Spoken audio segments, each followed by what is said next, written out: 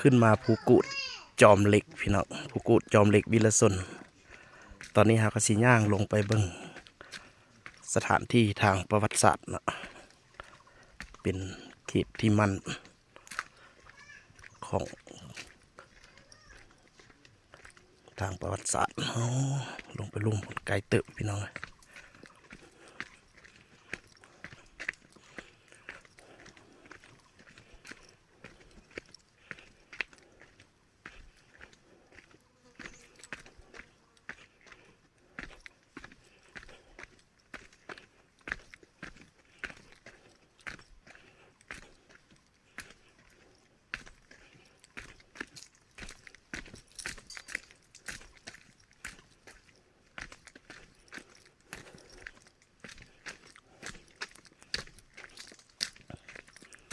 โอ้เป็น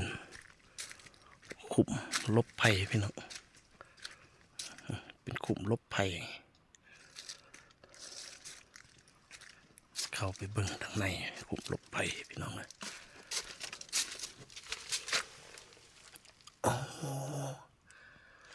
เบิ่งพี่น้องสไตล์ไฟก่อน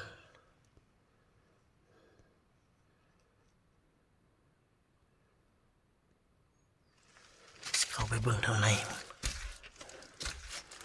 ขุมลบภัย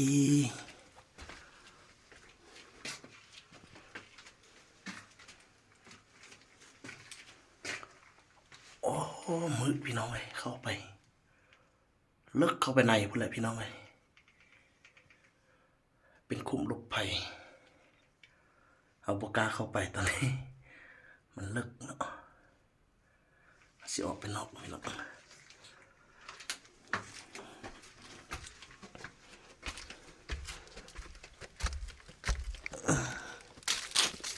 นี่เป็นขุมลบภัยที่หนึ่งพี่น้อง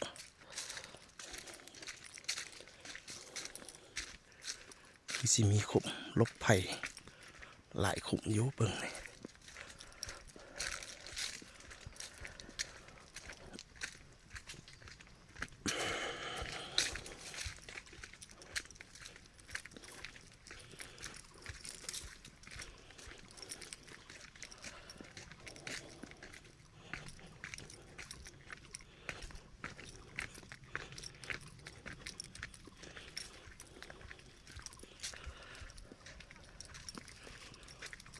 นี่เป็นขุมลบภัยคือกันพี่น้อง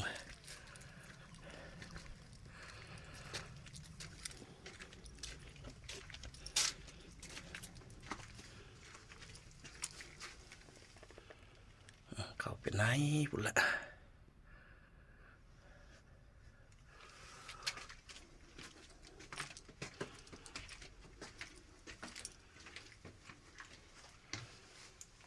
โอ้เข้าไปลึกพี่น้องเลย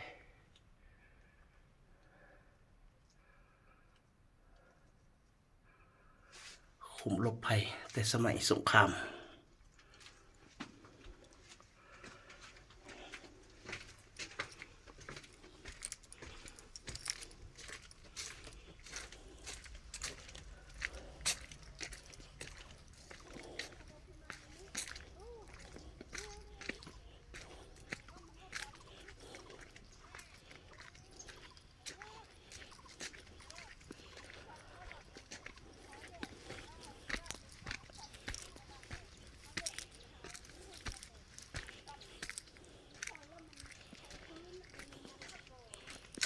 ภาพบรรยากาศ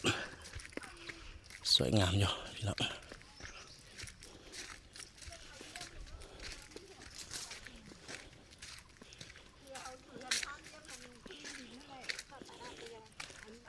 มีฮอตซอดทางนั้นพุ่น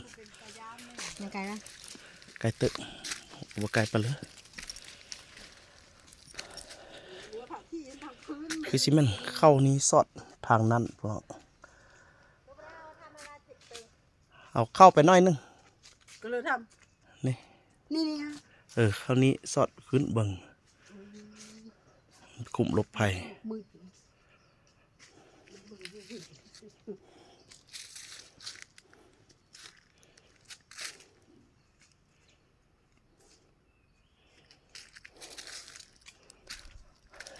ย่างขึ้นแบบนี้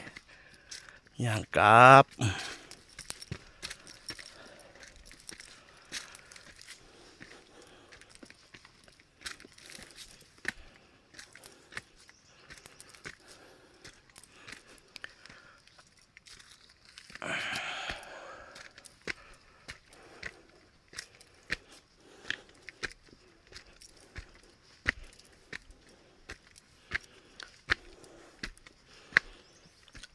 เอิบ